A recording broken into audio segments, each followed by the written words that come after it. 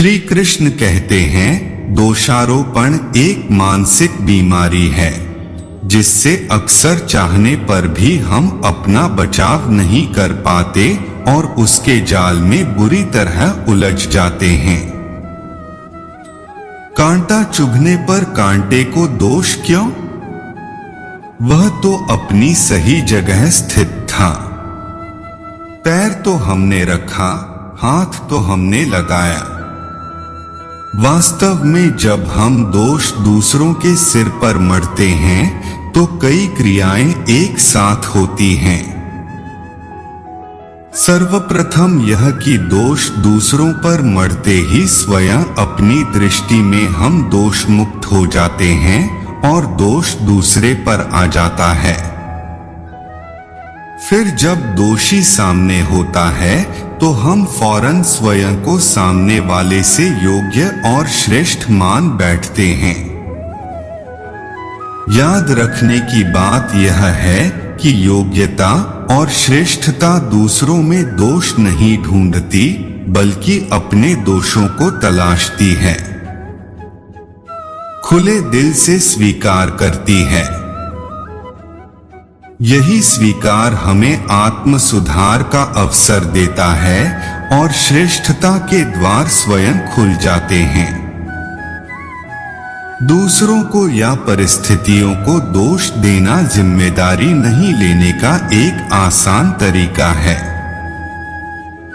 जापानी व्यवसायी Akio Morita का कहना है कि महत्वपूर्ण बात किसी को किसी चीज के लिए दोषी ठहराना नहीं है, बल्कि यह पता लगाना है कि त्रुटि का कारण क्या है। श्री कृष्ण कहते हैं, सफलता और असफलता जीवन के साथ चलती है। कुछ कामों को करने से यदि हमें सफलता मिलती है तो कुछ को करने से असफलता का स्वाद भी चखना पड़ सकता है। लेकिन इसका मतलब यह नहीं कि हम अपनी असफलताओं का ठीकरा दूसरों के सिर पर फोड़ने लगे। यह ठीक है कि कई बार दूसरों की गलतियों के चलते चीजें बिगड़ती हैं। फिर भी अगर हमारी प्राथमिकता कामों को पूरा करना और चीजों को ठीक करना है तो हमें दोषारोपण की आदत से बचना चाहिए। श्री कृष्ण कहते हैं, जीवन में आगे बढ़ने के लिए हमें दूसरों से टकराने के बजाय अपने गंतव्य पर ध्यान रखना चाहिए। हमें तो बस रास्ते में आने वाली बाधाओं को पहचानना है और फिर क्या किया जाए, उनसे कैसे निपटा जाए, यह विचार करना है। अवरोधों के सभी चेहरे नकारात्मक नहीं होते। कुछ मामलों में तो वे हमारे शिक्षक होते हैं। कवि सारा ब्रूनो का कहना है, जब आप पत्थर को दोष देना बंद कर देंगे तो चलना सीख जाएंगे।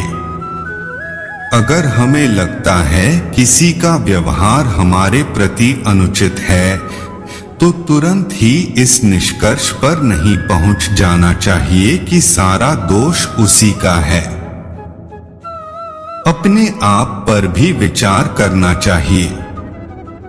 हर किसी को अपनी प्रशंसा प्यारी लगती है और व्यंग्य आलोचना सभी को अप्रिय है। दूसरों के प्रति कोई भावना बनाने से पूर्व अपना भी दोष दर्शन करना आवश्यक है। जब हम अपने को ही सर्वथा सही मानकर दूसरों को गलत मानते हैं तो सबसे बड़ी भूल करते हैं। इससे सच्चाई ढक जाती है और विवाद बढ़ने लगते हैं। श्री कृष्ण कहते हैं, अपनी रुचि भिन्नता को ध्यान में रखते हुए दूसरों की इच्छा सहन करनी चाहिए। जब कभी ऐसी स्थिति आती है कि दूसरों की इच्छा के लिए हमें अपनी अभिरुचि का दमन करना पड़ जाता है, तब सामने वाले पर हमारी इस सद्भावना का सकारात्मक प्रभाव पड़ता है। वह हमारी इच्छाओं को प्राथमिकता देना प्रारंभ कर देता है। एक बार हमारे मन में यह बात बैठ जाए कि दोषी हम भी हो सकते हैं, तो मित्रों संबंधियों से होने वाले विवादों में अपने आप बहुत कमी आ जाती है। राधे राधे।